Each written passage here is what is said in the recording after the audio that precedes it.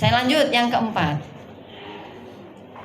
Mu'tadah ghairu mumayyizah dzakirah li'adatih qadran wa waqtan. Jadi ini adalah ada perempuan yang sudah punya pengalaman haid sebelumnya kayak kita nih. Ya, tahu-tahu dia mengeluarkan darah lebih dari 15 hari. Tapi gak bisa dibedakan darahnya, hitam semua misal, atau merah semua gitu.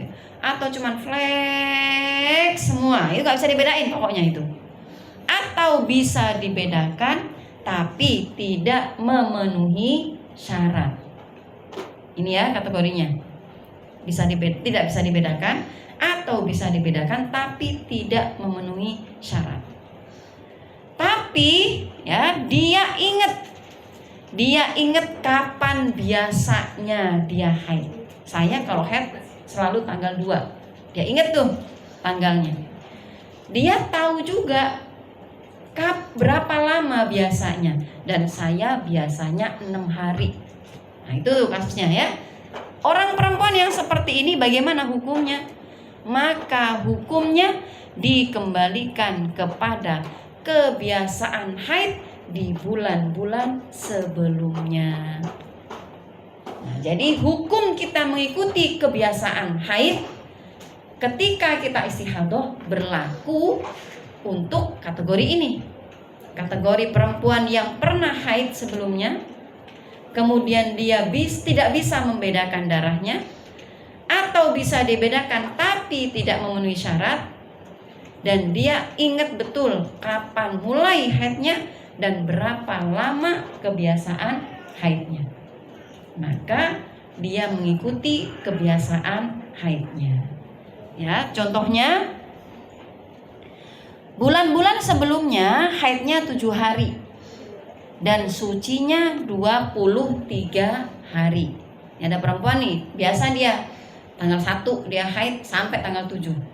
Masa suci udah biasa 23 hari, netep tuh siklusnya, nggak berubah-berubah, ya. Tapi satu ketika bulan besok ternyata dia keluar darah tuh 20 hari nggak berhenti, terus dia mengeluarkan darah. Maka bagaimana hukumnya? Yang dihukumi haid adalah hanya 7 hari sesuai kebiasaan di bulan-bulan sebelumnya. Paham ya kaidahnya ya? Ya. Tapi ya, ini juga nanti ada syaratnya tentang kebiasaannya tuh yang seperti apa. Kebiasaan seperti apa yang bisa dipakai untuk dasar menghukumi haid ketika terjadi istihadah, gitu ya.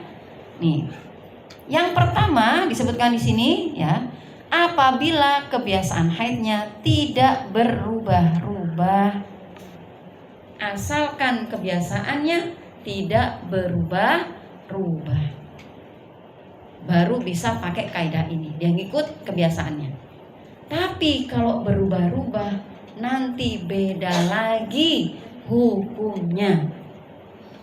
Kok gitu? Ya iya, logikanya begitu. Dia punya kebiasaan berbeda-beda. Kebiasaan mana yang mau diikuti? Nah ya kan?